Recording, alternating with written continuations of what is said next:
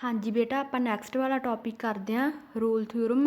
ਆਪਾਂ ਨੂੰ ਕੀ ਆਪਾਂ ਇਹਦਾ ਪ੍ਰੂਫ ਨਹੀਂ ਕਰਨਾ ਗਾ, ਆਪਾਂ ਜਸਟ ਇਹਦੀ ਸਟੇਟਮੈਂਟ ਕਰਨੀ ਹੈ। ਮਤਲਬ ਇਸ ਦੇ ਅਕੋਰਡਿੰਗ ਆਪਾਂ ਇਹਦੇ ਸਮ ਸੋਲਵ ਕਰਨੇ ਹੋਣਗੇ। ਓਕੇ, ਤਾਂ ਆਪਾਂ ਨੂੰ ਸਟੇਟਮੈਂਟ ਕੀ ਕਹਿੰਦੀ ਹੈ ਇਸ ਥਿਊਰਮ ਦੀ, ਵੀ ਐਫ ਐਕਸ ਆਪਣੇ ਕੋਲ ਕੋਈ ਫੰਕਸ਼ਨ ਹੋਊਗਾ, ਜੋ ਵੀ ਆਪਣੇ ਕੋਲ ਐਫ ਐਕਸ ਫੰਕਸ਼ਨ ਦਿੱਤਾ ਹੋਊਗਾ ਉਹਨੂੰ ਆਪਾਂ ਕੀ ਸ਼ੋਅ ਕਰਨਾ ਹੋਊਗਾ। ਫਸਟ ਤਾਂ ਆਪਾਂ ਨੂੰ ਕੰਟੀਨਿਊਸ ਸ਼ੋਅ ਕਰਨਾ ਹੋਊਗਾ, ਕੋਈ ਇੰਟਰਵਲ ਕਲੋਜ਼ਡ ਹੋਊਗਾ, ਆਪਾਂ ਨੂੰ ਇਹ ਵੀ ਦਿੱਤਾ ਹੋਊਗਾ। ਠੀਕ ਹੈ, ਨੈਕਸਟ ਕੀ ਸ਼ੋਅ ਕਰਨਾ, ਆਪਾਂ ਡੈਰੀਵਲ ਸ਼ੋਅ ਕਰਨਾ ਗਾ ਓਪਨ ਇੰਟਰਵਲ ਏ ਬੀ ਦੇ ਵਿੱਚ।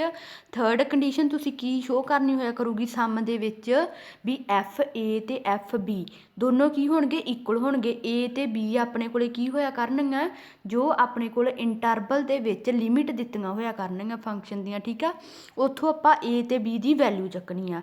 ਨੈਕਸਟ ਜਦੋਂ ਇਹ ਤਿੰਨੇ ਵਾਲੀਆਂ ਕੰਡੀਸ਼ਨ ਸੈਟੀਸਫਾਈ ਹੋ ਜਾਣਗੀਆਂ ਤਾਂ ਆਪਾਂ ਕੀ ਸ਼ੋਅ ਕਰਨਾ ਹੋਊਗਾ, ਵੀ ਕੋਈ ਐਗਜ਼ਿਸਟ ਕਰੂਗਾ point C A be open interval ਦੇ ਵਿੱਚ। ਤਾਂ ਆਪਾਂ ਕੀ ਕਰਨਾ, ਜੋ ਆਪਾਂ ਡੈਰੀਵੇਟਿਵ ਨਿਕਾਲਿਆ ਸੀਗਾ ਐਫ ਐਕਸ ਵਾਲਾ, ਉੱਥੇ ਐਫ ਡੈਸ਼ ਦੇ ਵਿੱਚ ਐਕਸ ਨੂੰ ਸੀ ਪੁੱਟ ਕਰੋਗੇ, ਉਹਨੂੰ ਇਕੁਅਲ ਟੂ 0 ਰੱਖਣਾ ਗਾ ਆਪਾਂ ਫੰਕਸ਼ਨ ਨੂੰ, ਤੇ ਉੱਥੋਂ ਕੀ ਆ ਤੁਸੀਂ ਸੀ ਦੀ ਵੈਲਿਊ ਨਿਕਾਲ ਲੈਣੀ ਆ। ਠੀਕ ਹੈ, ਇਹ ਤਿੰਨ ਕੰਡੀਸ਼ਨ ਤੁਸੀਂ ਯਾਦ ਰੱਖਣੀਆਂ ਨੇ, ਇਹੀ ਤੁਹਾਡੇ ਸਮ ਦੇ ਵਿੱਚ ਯੂਜ਼ ਕੀਤੀਆਂ ਹੋਈਆਂ। ਠੀਕ ਹੈ, ਤੇ ਇਹਦਾ ਪ੍ਰੂਫ ਆਪਾਂ ਨਹੀਂ ਕਰਨਾ ਗਾ, ਜਸਟ ਆਪਾਂ ਨੂੰ ਕੀ ਆ ਰੂਲ ਥਿਊਰਮ ਦਿੱਤੀ ਹੋਈ ਆ ਤੇ ਇਹਦੀਆਂ ਐਪਲੀਕੇਸ਼ਨ ਮਤਲਬ ਸਮ ਦਿੱਤੇ ਹੋਏ ਆ, ਪ੍ਰੂਫ ਤੁਹਾਨੂੰ ਨਹੀਂ ਆ ਇਹਦਾ। ਠੀਕ ਹੈ, ਸਿਲੇਬਸ ਦੇ ਵਿੱਚ। ਤਾਂ ਨੈਕਸਟ ਆਪਣੇ ਕੋਲੇ ਕੀ ਆ, ਹੁਣ ਐਗਜ਼ਾਮਪਲ ਹੈ ਇਹ ਤੇ ਦੇਖੋ, ਜਿਵੇਂ ਆਪਾਂ ਵੈਰੀਫਾਈ ਕਰਨੀ ਆ ਰੂਲ ਥਿਊਰਮ। ਠੀਕ ਆ, ਸਿਮਿਲਰਲੀ ਆਪਾਂ ਨੂੰ ਐਫ ਐਕਸ ਫੰਕਸ਼ਨ ਦਿੱਤਾ ਹੋਇਆ ਗਾ, ਇੰਟਰਵਲ ਦਿੱਤਾ ਹੋਇਆ ਗਾ -2 ਤੇ 2 ਕਲੋਜ਼ਡ ਇੰਟਰਵਲ। ਠੀਕ ਹੈ, ਤਾਂ ਆਪਾਂ ਨੂੰ ਏ ਤੇ ਬੀ ਦੀ ਵੈਲਿਊ ਦਿੱਤੀ ਹੋਈ ਆ। ਏ ਦੀ ਵੈਲਿਊ ਤੁਹਾਨੂੰ ਕੀ ਦਿੱਤੀ ਹੋਈ ਆ, -2 ਦਿੱਤਾ ਹੋਇਆ ਗਾ, ਤੇ ਬੀ ਦੀ ਵੈਲਿਊ ਤੁਹਾਨੂੰ ਦਿੱਤੀ ਹੋਈ ਆ 2। ਤਾਂ ਹੁਣ ਆਪਾਂ ਕੀ ਹੈ ਤੇ ਰੂਲ ਥਿਊਰਮ ਸੈਟੀਸਫਾਈ ਕਰਵਾਉਣੀ ਆ। ਫਸਟ ਕੀ ਸ਼ੋਅ ਕਰਨਾ ਹੁੰਦਾ ਸੀ ਆਪਾਂ ਰੂਲ ਥਿਊਰਮ ਦਾ ਫਸਟ ਸਟੈਪ, ਵੀ ਆਪਣਾ ਫੰਕਸ਼ਨ ਕੀ ਹੋਣਾ ਚਾਹੀਦਾ, ਕੰਟੀਨਿਊਸ ਹੋਣਾ ਚਾਹੀਦਾ। ਕੰਟੀਨਿਊਸ ਹੋਊਗਾ ਕਿਉਂਕਿ ਇਹ ਪੋਲੀਨੋਮੀਅਲ ਦੇ ਵਿੱਚ ਦਿੱਤਾ ਹੋਇਆ ਗਾ ਫੰਕਸ਼ਨ। ਪੋਲੀਨੋਮੀਅਲ ਦੇ ਵਿੱਚ ਕੀ ਆ, ਫੰਕਸ਼ਨ ਆਪਣਾ ਕੰਟੀਨਿਊਸ ਹੁੰਦਾ ਹੀ ਆ। ਠੀਕ ਆ, -2 ਤੇ 2 ਦੇ ਵਿੱਚ। ਨੈਕਸਟ ਦੂਸਰੀ ਕੰਡੀਸ਼ਨ ਕੀ ਸੀ ਆਪਣੇ ਕੋਲ, ਆਪਾਂ ਉਹਨੂੰ ਡੈਰੀਵਲ ਸ਼ੋਅ ਕਰਨਾ ਸੀ, ਮਤਲਬ ਕਿ ਉਹਦਾ ਡੈਰੀਵੇਟਿਵ ਐਗਜ਼ਿਸਟ ਹੋਣਾ ਚਾਹੀਦਾ ਗਾ।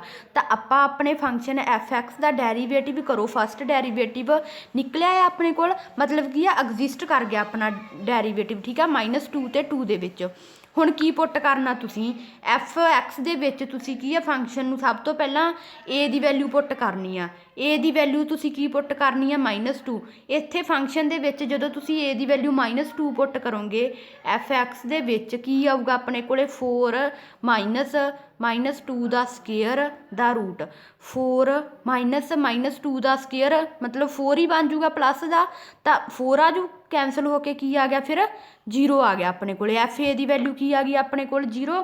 ਸਿਮਿਲਰਲੀ ਜਦੋਂ ਤੁਸੀਂ ਇੱਥੇ ਬੀ ਦੀ ਵੈਲਿਊ 2 ਪੁੱਟ ਕਰੋਗੇ, ਉਹ ਵੀ ਕੀ ਬਣੂਗਾ ਫਿਰ 4 -2 ਦਾ ਸਕੇਅਰ, 4 ਫਿਰ ਅਗੇਨ ਬਣ ਜੂਗਾ। ਠੀਕ ਆ, ਰੂਟ ਕਰੋਗੇ 4 -4 0 ਆ ਜੂਗਾ, ਮਤਲਬ ਐਫ ਬੀ ਵੀ ਆਪਣੇ ਕੋਲ ਕੀ ਆ ਗਿਆ 0 ਆ ਗਿਆ। ਤਾਂ ਇੱਥੋਂ ਆਪਣੇ ਕੋਲ ਤੀਜੀ ਕੰਡੀਸ਼ਨ ਵੀ ਸੈਟੀਸਫਾਈ ਹੋ ਗਈ, F A equal to F B ਵਾਲੀ। ਠੀਕ ਆ, ਦੋਨਾਂ ਦੀ ਵੈਲਿਊ ਕੀ ਆ ਰਹੀ ਸੀ 0, ਮਤਲਬ ਹੁਣ ਕੀ ਹੋ ਗਈਆਂ ਆਪਣੇ ਕੋਲੇ ਤਿੰਨੇ ਦੀਆਂ ਤਿੰਨੇ ਕੰਡੀਸ਼ਨ ਕੀ ਆ ਸੈਟੀਸਫਾਈ ਹੋ ਗਈਆਂ ਰੂਲ ਥਿਊਰਮ ਦੀਆਂ। ਠੀਕ ਹੈ, ਉਦੋਂ ਬਾਅਦ ਕੀ ਹੁੰਦਾ ਸੀ ਆਪਣੇ ਕੋਲ, ਬਾਏ ਡੈਫੀਨੇਸ਼ਨ ਇਹਦੀ ਸਟੇਟਮੈਂਟ ਦੇ ਅਕੋਰਡਿੰਗ ਕੋਈ ਪੁਆਇੰਟ ਸੀ ਐਗਜ਼ਿਸਟ ਕਰਦਾ ਹੁੰਦਾ ਸੀਗਾ, ਤੇ ਉਹਨੂੰ ਆਪਾਂ ਐਫ ਡੈਸ਼ ਦੇ ਵਿੱਚ ਸੀ ਪੁੱਟ ਕਰਨਾ ਸੀ। ਮਤਲਬ ਜੋ ਤੁਸੀਂ ਡੈਰੀਵੇਟਿਵ ਨਿਕਾਲਿਆ ਹੋਇਆ ਗਾ ਉੱਥੇ ਐਕਸ ਦੀ ਜਗ੍ਹਾ ਤੇ ਤੁਸੀਂ ਕੀ ਪੁੱਟ ਕਰੋਗੇ, ਸੀ ਪੁੱਟ ਕਰੋਗੇ। ਠੀਕ ਹੈ, ਤਾਂ ਐਕਸ ਦੀ ਜਗ੍ਹਾ ਤੇ ਸੀ ਪੁੱਟ ਕੀਤਾ ਤੁਸੀਂ, ਉਦੋਂ ਬਾਅਦ ਆਪਣਾ ਕੀ ਹੁੰਦਾ ਸੀਗਾ ਸਟੈਪ, ਵੀ ਐਫ ਡੈਸ਼ ਸੀ ਨੂੰ ਆਪਾਂ ਇਕੁਅਲ ਟੂ 0 ਰੱਖਣਾ ਗਾ। ਤਾਂ ਜਦੋਂ ਇਸ ਫੰਕਸ਼ਨ ਨੂੰ 0 ਦੇ ਇਕੁਅਲ ਟੂ ਰੱਖੋਗੇ, ਇਕੁਅਲ ਟੂ 0 ਰੱਖੋ, ਆ ਨੀਚੇ ਵਾਲੀ ਚੀਜ਼ 0 ਬਣ ਜੂਗੀ, ਮਤਲਬ -c ਇਕੁਅਲ ਟੂ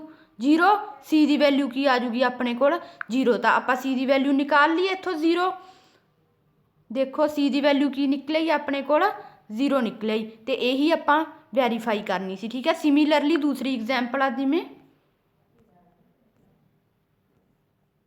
ਹਾਂਜੀ ਨੈਕਸਟ ਵਾਲੀ ਐਗਜ਼ਾਮਪਲ ਦਿੱਤੀ ਹੋਈ ਆਪਾਂ ਨੂੰ, ਐਫ ਐਕਸ ਦੀ ਵੈਲਿਊ ਆਪਾਂ ਨੂੰ ਕੋਸ ਦੇ ਵਿੱਚ ਦਿੱਤੀ ਹੋਈ ਆ। ਠੀਕ ਆ, ਇੰਟਰਵਲ ਕੀ ਦਿੱਤਾ ਹੋਇਆ ਆਪਣੇ ਕੋਲੇ 0 ਤੋਂ π/2, ਮਤਲਬ ਹੁਣ ਆਪਾਂ ਨੂੰ ਕੀ ਦਿੱਤੀ ਆ, ਏ ਦੀ ਵੈਲਿਊ 0 ਦਿੱਤੀ ਆ, ਤੇ ਬੀ ਦੀ ਵੈਲਿਊ ਕੀ ਦਿੱਤੀ ਆ π/2 ਦਿੱਤੀ ਹੋਈ ਆ। ਠੀਕ ਆ, ਸਿਮਿਲਰਲੀ ਤਿੰਨੇ ਕੰਡੀਸ਼ਨ ਫੇਰ ਸ਼ੋਅ ਕਰਨੀਆਂ ਨੇ। ਸਭ ਤੋਂ ਪਹਿਲਾਂ ਕੀ ਸ਼ੋਅ ਕਰਨਾ ਗਾ ਆਪਾਂ, ਫੰਕਸ਼ਨ ਨੂੰ ਸ਼ੋਅ ਕਰਨਾ ਗਾ ਕੰਟੀਨਿਊਸ। ਠੀਕ ਹੈ, ਕੋਸ ਆਪਣੇ ਕੋਲੇ ਕੀ ਆ ਫੰਕਸ਼ਨ, ਕੋਸ ਦੇ ਵਿੱਚ ਆ, ਮਤਲਬ ਇਹ ਕੀ ਹੋਊਗਾ ਆਲਵੇਜ਼ ਕੰਟੀਨਿਊਸ ਹੀ ਹੁੰਦੇ ਆਪਣੇ ਕੋਲੇ ਜਿਹੜੇ ਫੰਕਸ਼ਨ ਹੁੰਦੇ ਆ। ਠੀਕ ਆ, ਨੈਕਸਟ ਵਾਲੀ ਕੀ ਹੈ, ਇਹਦਾ ਡੈਰੀਵੇਟਿਵ ਨਿਕਾਲਣਾ ਹੁੰਦਾ, ਐਫ ਡੈਸ਼ ਦਾ ਡੈਰੀਵੇਟਿਵ ਨਿਕਾਲੋ ਇੱਥੋਂ ਕੌਸ ਵਾਲੇ ਦਾ, ਠੀਕ ਆ, ਉਹ ਡੈਰੀਵੇਟਿਵ ਨਿਕਲਿਆ ਆਊਗਾ। ਮਤਲਬ ਆਪਣੇ ਕੋਲੇ ਐਫ ਡੈਸ਼ ਵੀ ਐਗਜ਼ਿਸਟ ਕਰ ਗਿਆ।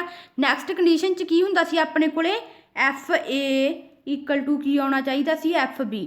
ਤਾਂ ਹੁਣ ਆਪਣੇ ਕੋਲੇ ਏ ਦੀ ਵੈਲਿਊ ਫਸਟ ਕੀ ਪੁੱਟ ਕਰਨੀ ਸੀਗੀ ਆਪਾਂ, ਇੱਥੋਂ ਦੇਖੋ ਏ ਦੀ ਵੈਲਿਊ ਕੀ ਸੀ 0 ਅਤੇ ਬੀ ਦੀ π/2। ਤਾਂ ਫੰਕਸ਼ਨ ਦੇ ਵਿੱਚ ਏ ਦੀ ਵੈਲਿਊ 0 ਪੁੱਟ ਕਰੋ ਅਤੇ ਬੀ ਦੀ ਵੈਲਿਊ π/2 ਪੁੱਟ ਕਰੋ, ਤਾਂ ਦੋਨੇ ਕੀ ਆ ਜਾਣਗੀਆਂ ਤੁਹਾਡੇ ਕੋਲੇ 0 ਹੀ ਆਉਣਗੀਆਂ। ਮਤਲਬ ਐਫ ਏ ਅਤੇ ਐਫ ਬੀ ਕੀ ਹੋ ਜਾਣਗੀਆਂ, ਇਕੁਅਲ ਟੂ 0। ਮਤਲਬ ਦੋਨੇ ਆਪਸ 'ਚ ਇਕੁਅਲ ਹੋ ਗਈਆਂ।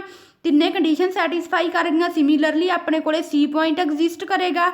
ਐਫ ਡੈਸ਼ ਦੇ ਵਿੱਚ ਤੁਸੀਂ ਸੀ ਪੁੱਟ ਕਰੋ, ਹਾਂਜੀ ਐਫ ਡੈਸ਼ 'ਚ ਸੀ ਪੁੱਟ ਕਰੋ, ਆਪਣੇ ਕੋਲ ਇਹ ਵਾਲਾ ਫੰਕਸ਼ਨ ਆ ਜਾਊਗਾ, ਠੀਕ ਹੈ। ਉਹਨੂੰ ਇਕੁਅਲ ਟੂ 0 ਰੱਖੋ, ਤਾਂ ਆਹ 2 ਉੱਧਰ ਜਾ ਕੇ 0 ਹੀ ਬਣ ਜੂ। ਮਤਲਬ ਕੀ ਆ ਜਾਊਗਾ, cos 2c ਇਕੁਅਲ ਟੂ 0। ਹੁਣ cos ਦੀ ਵੈਲਿਊ 0 ਕਿੰਨੇ 'ਤੇ ਹੁੰਦੀ ਆ ਆਪਣੇ ਕੋਲ, 90 ਡਿਗਰੀ 'ਤੇ, ਮਤਲਬ π/2 ਲਿਖ ਸਕਦੇ ਆ ਉਹਨੂੰ ਆਪਾਂ, ਠੀਕ ਆ। ਤਾਂ ਇੱਥੋਂ ਕੀ ਹੋਇਆ ਆਪਣੇ ਕੋਲੇ, cos ਨਾਲ cos ਕੈਂਸਲ ਹੋ ਗਿਆ, 2c ਕਿਹਦੇ ਇਕੁਅਲ ਆ ਗਿਆ ਆਪਣੇ ਕੋਲੇ, π/2 ਦੇ। 2 ਦੂਸਰੇ ਪਾਸੇ ਜਾ ਕੇ ਮਲਟੀਪਲਾਈ ਹੋ ਜਾਏਗਾ, ਮਤਲਬ π/4। ਤਾਂ c ਦੀ ਵੈਲਿਊ ਕੀ ਨਿਕਲੇਗੀ ਆਪਣੇ ਕੋਲੇ, π/4। ਤਾਂ ਇਸੇ ਤਰ੍ਹਾਂ ਤੁਸੀਂ ਦੂਸਰੇ ਸਮ ਕਰਨੇ ਆ, ਠੀਕ ਹੈ। ਅਗਰ ਕੋਈ ਪ੍ਰੋਬਲਮ ਹੋਈ ਤਾਂ ਬੇਟਾ ਪੁੱਛ ਲਿਓ, ਠੀਕ ਹੈ, ਓਕੇ।